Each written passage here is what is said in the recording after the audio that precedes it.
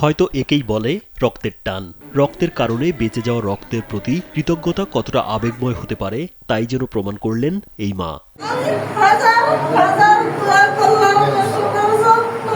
আল্লাহ পাকের হুকুমে তোর মায়ের দয়া আমার 3টা জীবন বাঁচিয়েছে। এক ব্যাগ বি নেগেটিভ রক্তের অভাবে 2 দিন অপারেশন আটকে ছিল যমজ সন্তান গর্ভে রেখে প্রসব বেদনায় কাতর রূপালী বেগমের। রক্ত না পেয়ে মেয়েকে নিয়ে বাড়িতে ফিরে যাচ্ছিলেন অসহায় মা ও দরিদ্র স্বামী। সব আশা শেষ হওয়ার পর হঠাৎ রক্ত পেয়ে আনন্দ ও কৃতজ্ঞতায় চিরাচরিত মায়ের মতো আবেগাপ্লুত হয়ে ওঠেন প্রসূতির মা। এ সময় ধারণ করা ভিডিও তোলপাড় করে তোলে সামাজিক যোগাযোগ মাধ্যম।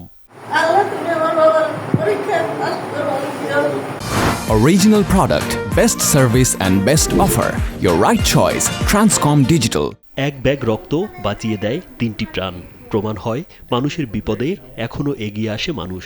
সৃষ্টি হয় কৃতজ্ঞতা প্রকাশের এক অনন্য নজির। আমি রক্ত দিয়ে 3টা জীবন বাঁচিয়েছি, এই জন্য আমি খুব প্রফুল্ল, খুব উৎফুল্ল।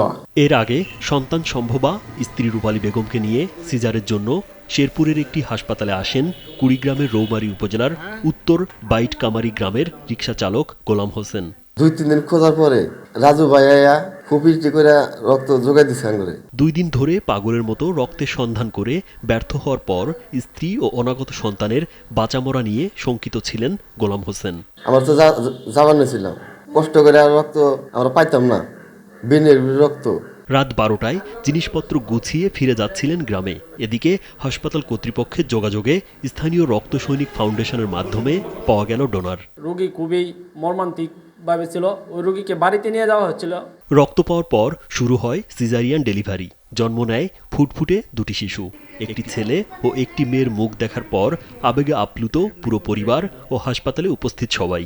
আমার মেয়েরা আমি নিয়ে যাবার নছিলাম, রক্ত সনদ থেকে হঠাৎ করে আসিয়া আমার মেয়ারে রাজু ভাই সাথে থাকে রক্ত দিয়ে আমার 3টা জীবন বাঁচিয়েছে।